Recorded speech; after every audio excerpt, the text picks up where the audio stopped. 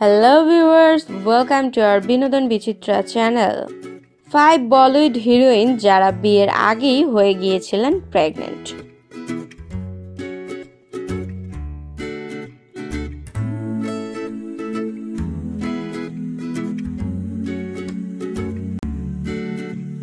এই লিস্টে ফার্স্টে যার নাম আসে বলিউডের হাওয়া হাওয়াই অর্থাৎ শ্রীদেবী, যে কিনা বলিউডের চাঁদনি।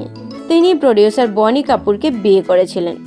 রিপোর্ট অনুযায়ী শ্রীদেবী মেনে নিয়েছিলেন যে তিনি বিয়ের আগেই প্রেগন্যান্ট হয়ে গিয়েছিলেন। আর শ্রীদেবী যখন বনি কাপুরকে বিয়ে করেছিলেন তিনি তখন 7 মান্থের প্রেগন্যান্ট ছিলেন। ভিউয়ার্স, তাহলে বুঝতেই পারছেন যে পুরো ভিডিও জুড়ে আমরা আরো 4 জন অ্যাক্ট্রেসের নাম বলবো যারা কিনা বিয়ের আগেই হয়ে গিয়েছিলেন প্রেগন্যান্ট।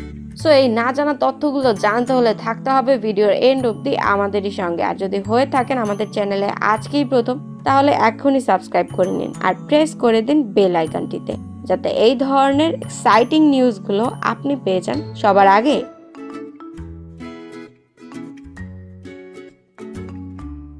নাম্বার 2 তে আছেন কনকনা সেন শর্মা। তিনি অ্যাক্টর রণবীর শৌরিকে বিয়ে করেন 3 ডিসেম্বর 2010 সালে।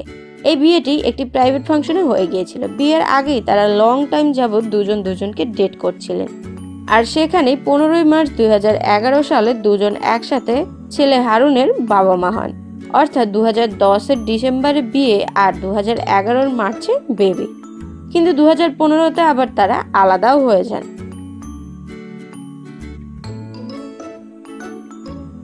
থার্ড পজিশনে আছেন মাহিমা চৌধুরী। মাহিমা 2006 সালে বিজনেসম্যান ববি মুখার্জিকে বিয়ে করে নেন। আর এমনটা শোনা যায় যে মহিমা বিয়ের আগেই প্রেগন্যান্ট ছিল আর তাদের একটা বেবি গার্লও হয়েছে।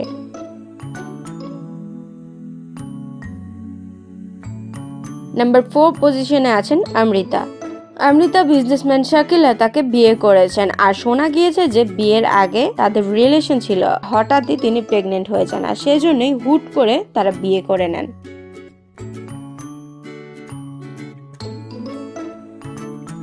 নাম্বার 5 সেলিনা জেটলি। তিনি তার বয়ফ্রেন্ড পিটারকে 23 জুন 2011-তে সিক্রেটলি প্রাইভেট ফাংশনে বিয়ে করে নেন। তাকেও সেম এলিগেশন দেওয়া হয়েছে, বাট তিনি এটা সম্পূর্ণভাবে নাকচ করেছেন যে না, তিনি বিয়ের আগে প্রেগন্যান্ট ছিলেন না। আর এরপরই মার্চে গিয়ে তিনি টুইন বেবির জন্ম দেন।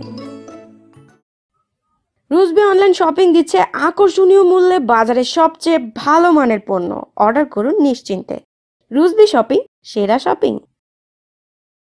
সো ভিউয়ার্স, কেমন লাগলো না জানা তথ্যগুলো জেনে আমাদেরকে কমেন্ট বক্সে কমেন্ট করে জানাবেন। সাথেই জানাতে ভুলবেন না আমাদের ভিডিওটি আপনাদের কাছে কেমন লেগেছে, কারণ আপনাদের মতামত আমাদের কাছে খুবই ইম্পর্টেন্ট। দেখা হবে নতুন কোনো ভিডিওতে লেটেস্ট কোনো আপডেট নিয়ে। সেই অবধি সুস্থ থাকবেন, ভালো থাকবেন এই প্রত্যাশায় আজকের মতো বিদায় নিচ্ছি।